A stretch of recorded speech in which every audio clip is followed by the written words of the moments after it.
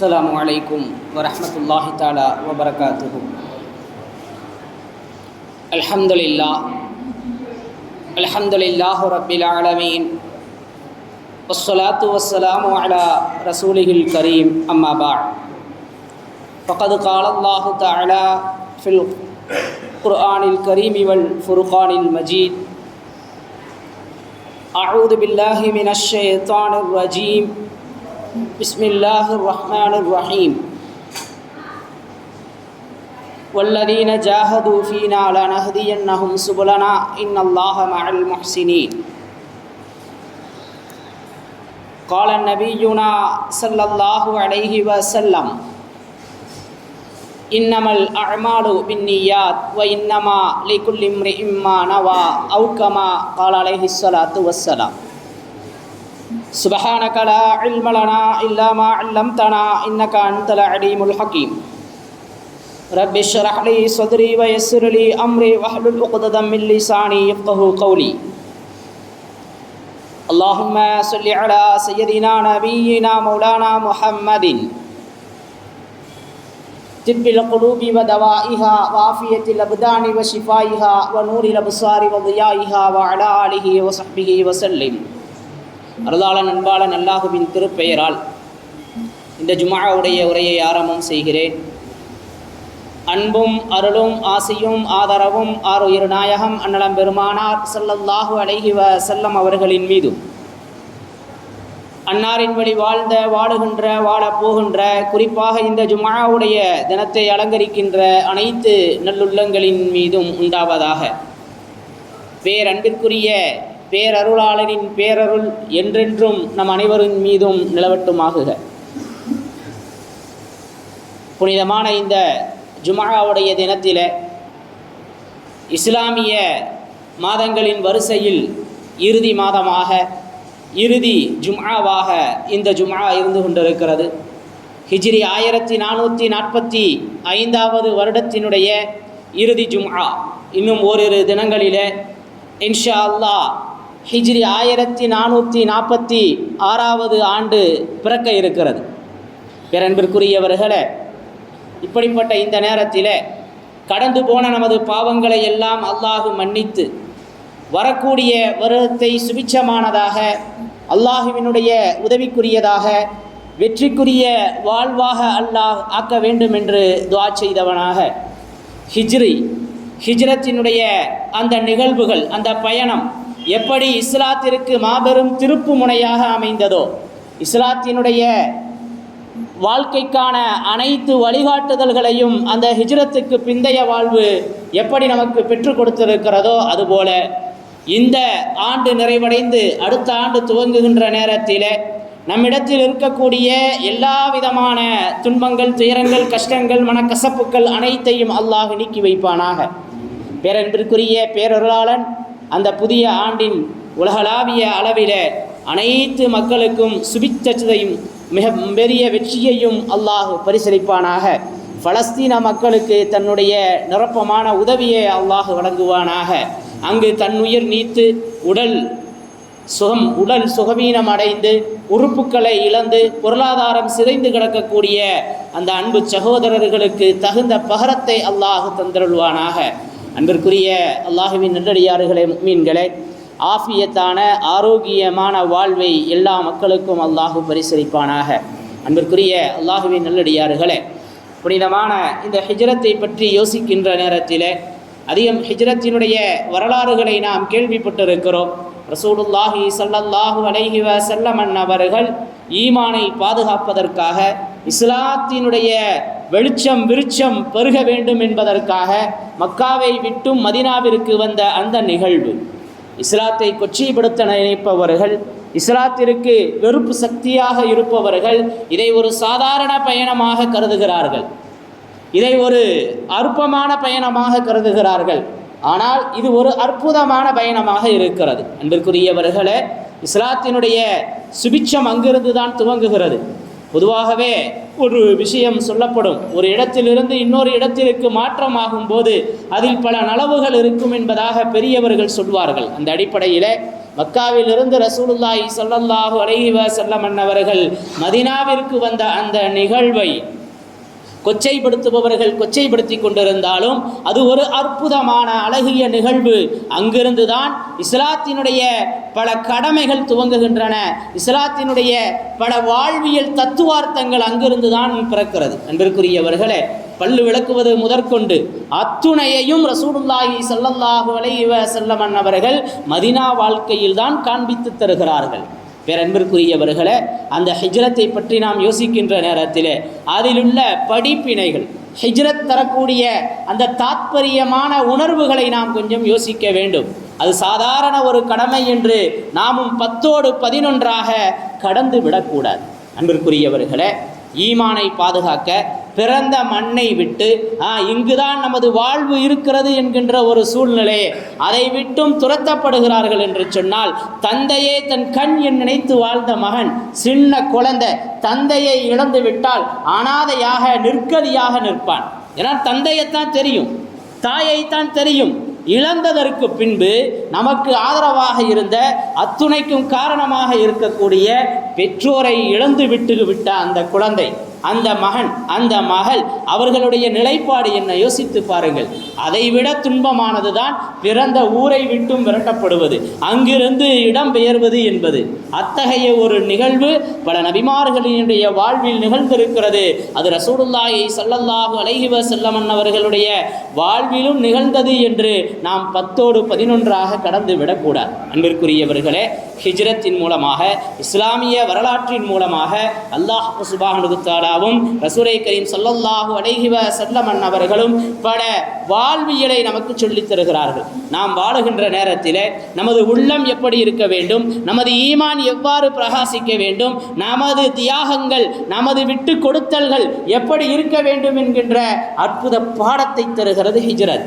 என்பதற்குரியவர்களே, ஹிஜ்ரி புத்தாண்டு என்பது, இந்த ஹிஜ்ரி ஆண்டு என்பது 17 ஆண்டுகள் கழித்துதான், ஹிஜ்ரத் நடந்து 17 ஆண்டுகள் கழித்துதான் இஸ்லாமிய மாதத்திற்கு ஒரு கணக்கிற்கு அபு மூஸா அல்-அஷ்அரி ரலியல்லாஹு தஆலா அன்ஹு அவர்களினுடைய ஏற்பாட்டில் அவர்கள் கவர்னராக இருக்கும்போது சில நிகழ்வுகளை குறித்து வைத்துக் கொள்வதில், அதை ஞாபகப்படுத்துவதில் தொய்வு இருக்கிறது, சிரமம் இருக்கிறது. எனவே ஒரு நாள்காட்டியை, ஒரு கால வரையறையை முடிவு செய்ய வேண்டும் என்று ஹலீஃபா உமர் ரலியல்லாஹு தஆலா அன்ஹு அவர்களுக்கு கடிதம் எழுதுகிறார்கள். அதிலிருந்து பிறந்ததுதான் இந்த ஹிஜ்ரத்தாக இருந்து கொண்டிருக்கிறது. ஆக இஸ்லாத்தினுடைய நாள்காட்டியாக, காலத்தை கணிப்பதற்காக ஒரு நாளை தேர்வு செய்ய வேண்டும் என்று பல நாட்கள், பல முக்கிய நிகழ்வுகள் ஆலோசிக்கப்படுகிறது. நபி அவர்கள் பிறந்தது, நபி அவர்களுக்கு நுபுவத் கிடைத்தது, ரசூலுல்லாஹி ஸல்லல்லாஹு அலைஹி வஸல்லம் அவர்களுடைய வாழ்வின் நடைபெற்ற பல விஷயங்களை அங்கு முன்வைக்கப்படுகிறது. அதில் ஹிஜ்ரத் நடந்த அந்த நிகழ்வு, அந்த நாள் தேர்ந்தெடுக்கப்படுகிறது.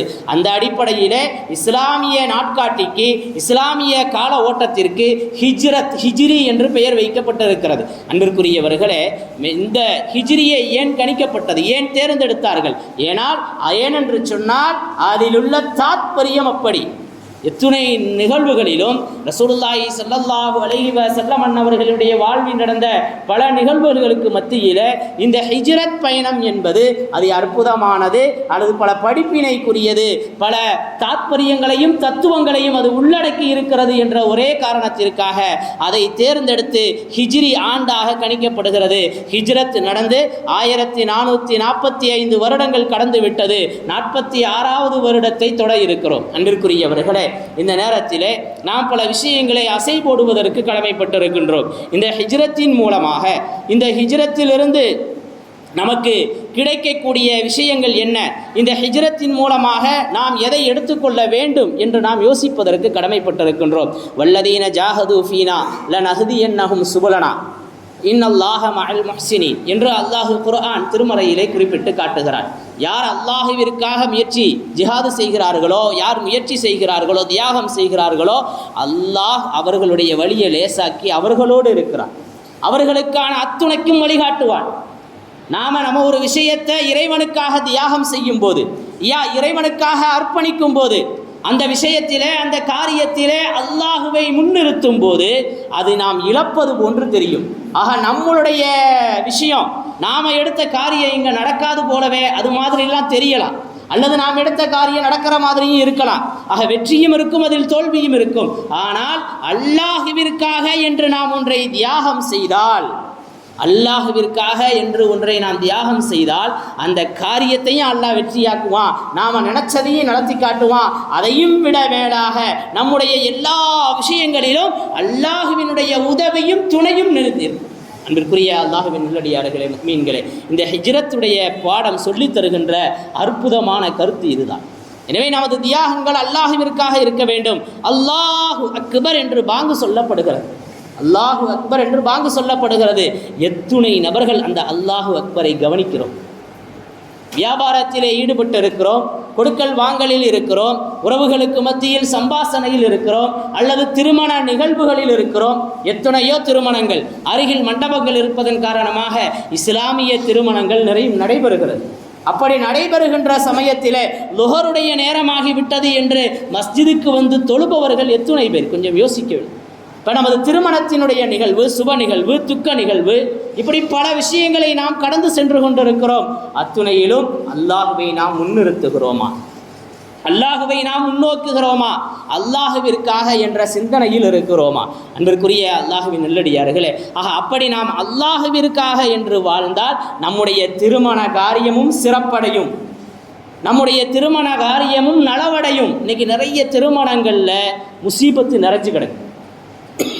திருமணங்கிறது பிள்ளைகளினுடைய வாழ்க்கை நல்லா இருக்கணுங்கிறதுக்காக ஊரை கூட்டி தேர் இழுப்பது என்று சொல்வார்கள். அதுபோல அனைவரையும் கூட்டி விருந்து கொடுத்து பல சிரமத்தை எடுத்துக்கொள்கிறார்கள். தங்கள் சக்திக்கு மீறிய சிரமம் அங்கு செலவழிக்கப்படுகிறது. ஆனாலும் இறுதியில் அதில் நிறைய திருமணங்களில் அந்த சுவையை உணராதவர்களாக இருக்கிறார்கள். திருமணத்தில் எது கிடைக்க வேண்டுமோ அது கிடைப்பதில்லை, நிம்மதி கிடைப்பதில்லை, மகிழ்ச்சி கிடைப்பதில்லை. காரணம் என்ன? திருமணத்தினுடைய நேரத்தில் ஃபர்தான அந்த கடமையை பொடுபோக்காக அலட்சியப்படுத்துகிறோம். வலா தகும் மினல் காஃபிலீன், அலட்சியவாதிகளாக நீங்கள் இருந்து விடாதீர்கள், அலட்சியவாதிகளோடு இருக்காதீர்கள் என்று அல்லாஹ் தனது திருமறையிலே சொல்கிறார். இந்த ஹிஜ்ரத்தினுடைய படிப்பினைகளில் அதுவும் ஒன்று. ரசூலுல்லாஹி ஸல்லல்லாஹு அலைஹி வஸல்லம் அவர்கள் ஒரு சின்ன விஷயத்தை கூட அலட்சியமாக்குறதில்லை. ஹிஜ்ரத்துடைய பயணம், மக்காலிருந்து மதீனாவுக்கு போக போகிறோம், எடுத்தோம் கவுத்தோம்லாம் போகலை, திட்டமிட்டார்கள். இப்படி செய்யணும், இப்போ கிளம்பணும், இந்த பொறுப்பை இவர்கிட்ட கொடுக்கணும், நாம் ஒரு 3 நாள் இங்கே தங்கணும் குகையில், அந்த நேரத்தில் நமக்கு இவர்கள் உணவு கொண்டு வந்து தர வேண்டும், அந்த நேரத்திலே நமக்கு ஒட்டகத்தை கொண்டு வந்து தருவதற்கு அப்துல்லாஹ் இப்னு உரை என்று சொல்லக்கூடிய அந்த ஒரு மாற்று மத அன்பரை நியமிக்கிறார்கள். அவர் முஸ்லீம் கூட அல்ல, அவரின் மீது அந்த அளவிற்கு நம்பிக்கை இருந்தது. உரைக்குதுன்னு நினைக்கிறேன், பேர் எனக்கு ஞாபகம் வரமாட்டேது. அப்படிப்பட்ட அந்த சஹாபியை, அந்த ஒரு மனிதரை அங்கு நியமிக்கிறாங்க. 3 நாள் கழிச்சு எனக்கு நீங்கள் இந்த ஒட்டகத்தை கொண்டு வந்து கொடுக்கணும்.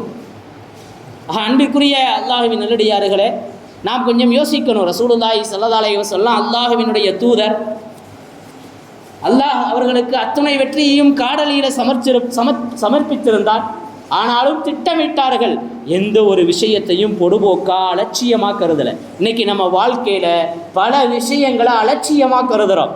கணவன் மனைவியை அலட்சியப்படுத்துகிறான், மனைவி கணவனை அலட்சியப்படுத்துகிறாள், தந்தை பிள்ளையை அலட்சியப்படுத்துகிறான், பிள்ளை தந்தையை அலட்சியப்படுத்துகிறான். இப்படி நிறைய சொல்லிக்கிட்டே போகலாம். ஒரு மனைவியினுடைய குற்றச்சாட்டு, என் கணவர் ஃபோனில் நண்பர்கள்ட்ட ரொம்ப நேரம் பேசிக்கிட்டே இருக்கிறார், ரொம்ப நேரம் அவங்கள்ட்ட அரட்டை அடிக்கிறார், ரொம்ப பேசிக்கிட்டே இருக்கிறார். ஆனால் என்னிடத்திலே ஒரு வார்த்தை பேசினா நீ என்ன தொணன்னு இருக்க, பேசாமல் போன்னு விரட்டுறார். மனைவி எதிர்பார்க்கிறாள் அன்பான சில வார்த்தைகளை. அங்கு மனைவியை அவர் அலட்சியப்படுத்துகிறார். இவர்கள் எப்படி குடும்பத்தினுடைய சுவையை உணர முடியும்? இல்லறத்தினுடைய இனிமையை இவர்கள் எப்படி காண முடியும்? கணவன் சொல்கிறான், என் மனைவி வீட்டில் இருக்கையில அசிங்கமாக இருக்கிறான், ஆனால் வெளியே போகையில் ரொம்ப அழகாக தன்னை அலங்கரித்து கொள்கிறார். ஒரு பெண் எங்கு அலங்கரிக்க வேண்டும்? இப்போ கணவன் பார்த்து கொண்டிருக்கும் போது, கணவன் வீட்டில் இருக்கும்போது தன்னை அழகுபடுத்தி கொள்ள வேண்டும். எப்பையும் அந்த கிழிந்த நைட்டி, அந்த அழுக்கு நைட்டியை போட்டுக்கொண்டே இருக்கிறதுனால பெண்களுக்கு அதனுடைய சுவாரஸ்யம் தெரியறதில்லை. இப்போ இங்கு மனைவி கணவனை அலட்சியப்படுத்துகிறாள். இவர்கள் எப்படி குடும்பத்தினுடைய சுவையை உணர முடியும்? ஒரு தொழிலாளி முதலாளிக்கு விசுவாசமாக இருக்கிறது இல்லை, முழுவதும் தன்னை அர்ப்பணிக்கிறது இல்லை. முதலாளிக்கான வியாபாரத்தினுடைய வெற்றிக்கு எது சூட்சமம் என்பதை உணர்ந்து அந்த கடையினுடைய வெற்றிக்கு, அந்த ஸ்தாபனத்தினுடைய வெற்றிக்கு முழுமையாக தன்னை அர்ப்பணித்தால் நிச்சயமாக அந்த முதலாளி அந்த தொழிலாளியை கைவிட மாட்டார். எத்துணை முதலாளிகளை நாம் பார்க்கின்றோம். அங்கு வேலை பார்க்கக்கூடிய தொழிலாளிகளினுடைய நலனுக்காக குடும்பத்தினுடைய காரியங்களை தனதாக எடுத்துக்கொண்டு பல திருமணங்களை, பல துக்க நிகழ்வுகளை தான் பொறுப்பேற்று நடத்தி கொடுக்கிறார்கள், நடக்கின்றது. ஏன்? அந்த தொழிலாளிக்காக, அந்த கடை ஊழியருக்காக, அந்த நம்மிடத்தில் வேலை செய்யக்கூடிய நபருக்காக இவர் தன்னுடைய காரியமாக எடுத்து செயல்படுகிறார். அவர் ஒரு நல்ல மனிதர், நல்ல வேலைக்காரர், அவரை நம்ம அலட்சியப்படுத்திடக்கூடாது அப்படின்னு நினைக்கிறார். இப்படி எல்லா தொழிலாளர்களும் முதலாளிக்கு விசுவாசமாக முழு அர்ப்பணிப்போடு இருந்தால் நிச்சயமாக அங்குதான் அந்த முன்னேற்றத்தையும் வெற்றியையும் காண முடியும். ஒரு சில முதலாளிகளை பற்றி சொல்லப்படும்.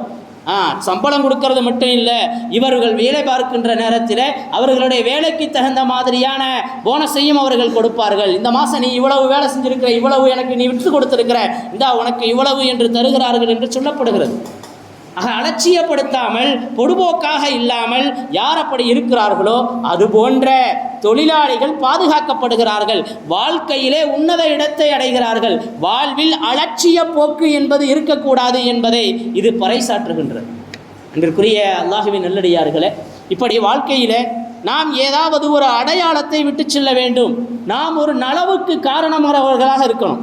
ஏதோ வாழ்ந்தோம், இருந்தோம், போயிட்டோங்கிறது இல்லை. ஒவ்வொருவரிடத்திலும் பலவிதமான திறமைகள் இருக்கிறது. யாரும் திறமை இல்லாதவங்கலாம் இல்லை. சில மனிதர்கள் பலகீனமாக இருப்பார்கள், கண்டுகொள்ளப்படாமல் இருப்பார்கள். ஆனால் அவர்களிடத்திலே இரையச்சம் மிகுந்து இருக்கும், எல்லோரையும் அவர் மிகைத்து விடுவார். சில மனிதர்களிடத்திலே பொருளாதாரம் இருக்கும், இருந்தும் பயனில்லாமல் கிடக்கும், அனுபவிப்பதற்கான சூழ்நிலை இல்லாமல் இருக்கும். அதை சரியான திட்டமிடலோடு, சரியான வரைமுறையோடு நாம் பயணிப்போமேயானால், சின்ன ஒரு விட்டு கொடுத்தலோடு அங்கு நாம் சமரசமாகிக் கொள்வோமேயானால் பல பயன்பாடுகளும் பல முன்னேற்றங்களும் ஏற்படும் என்பது அடையாளம். அன்பிற்குரிய அல்லாஹ்வின் நல்லடியார்களே, முஃமின்களே, இந்த ஹிஜ்ரத் சொல்லித் தருகின்ற, இந்த ஹிஜ்ரத் நமக்கு அறிமுகப்படுத்துகின்ற படிப்பினைகளில் இது பிரதானமானது. அன்பிற்குரியவர்களே, அபுல் மூஸா அல்-அஷ்அரி ரலியல்லாஹு தஆலா அன்ஹு அவர்கள் சொன்ன அந்த வார்த்தை, அவர்களுடைய அந்த கடிதம் இன்று இஸ்லாத்தினுடைய பல நிகழ்வுகளை அடையாளப்படுத்துவதற்கு, காலத்தை கணிப்பதற்கு அது காரணமாக அமைந்திருக்கிறது. உமர் ரலியல்லாஹு தஆலா அன்ஹு அவர்களுடைய பல நேரங்களில் அவர்களுடைய கருத்துக்கள் அல்லாஹ்வினுடைய கருத்தோடு ஒத்திருக்கிறது. ஒரு முறை காபாவை தவாப் செய்து கொண்டிருக்கின்ற நேரத்தில் ரசூலுல்லாஹி ஸல்லல்லாஹு அலைஹி வஸல்லம் அவர்களிடத்திலே சொல்வார்கள், இந்த மக்காமே இப்ராஹீமை தொழுமிடமாக ஆக்கினால் என்ன என்று. நபி ஸல்லல்லாஹு அலைஹி வஸல்லம் அமைதியாக இருந்துருவாங்க. நபி ஸல்லல்லாஹு அலைஹி வஸல்லம் அமைதியாக இருப்பாங்க.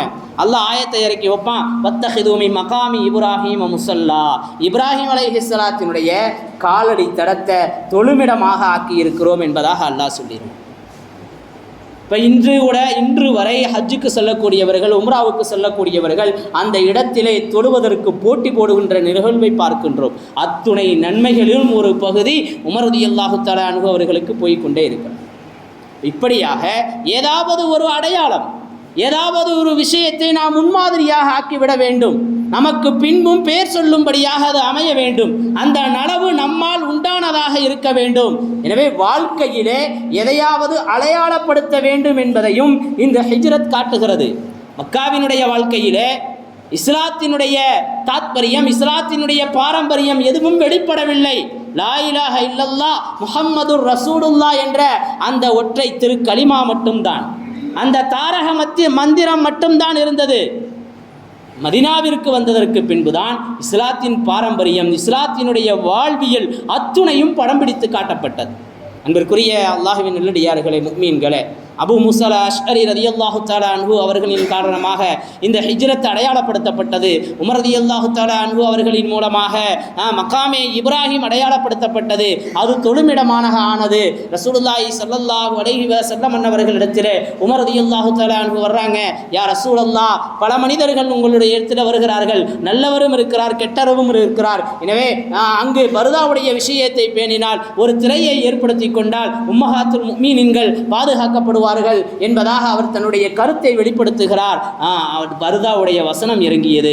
பருதா இன்று நாம் பருதாவாக கணிக்கக்கூடிய பெண்கள் தங்களை மறைத்து கொள்ளக்கூடிய அத்துணைக்குமான ட்ரெண்ட்மார்க் உமர் ரலியல்லாஹு தஆலா அன்ஹு அவர்களின் மூலமாகத்தான் பெண்களுக்கான பருதாவினுடைய சூழ்நிலையே ஏற்படுகிறது. இப்படி நாமும் நம் வாழ்க்கையில் எதையாவது ஒன்றை அடையாளப்படுத்த வேண்டும், ஒரு அடையாளத்திற்கு காரணமாக அமைய வேண்டும், ஏதாவது நலவுகளை நம் முன்னிறுத்த வேண்டும். அல்லாஹ் குர்ஆன்ல சூரத் யாசீன்ல சொல்லுவான், வதுரிபுலகும், அதாவது ஆசார், ஏதாவது ஒரு அடையாளங்களை விட்டு செல்ல வேண்டும் என்ற அந்த ஒரு வசனம். அன்பிற்குரிய அல்லாஹ்வின் நல்லடியார்களே, முஃமின்களே, இப்படியாக இந்த ஹிஜ்ரத் பல அடையாளங்களை நமக்கு தந்திருக்கிறது. அத்துடைய அடையாளங்களையும் படிப்பினையாக்கி நமது வாழ்க்கையிலே முன்னேறுவதற்கும் வெற்றியடைவதற்கும் அல்லாஹ் காரணமாக்க வேண்டும். ரசூலுல்லாஹி ஸல்லல்லாஹு அலைஹி வஸல்லம் அவர்களுடைய கரம் பிடித்து இஸ்லாத்தை ஏற்றுக்கொண்ட அந்த சஹாபாக்கள் அத்துணை தியாகத்திற்கும் தயாராக இருந்தார்கள். எந்த ஒரு தியாகத்திலும் யோசித்து பார்த்து கொள்ளலாம் என்றெல்லாம் இருந்தது இல்லை.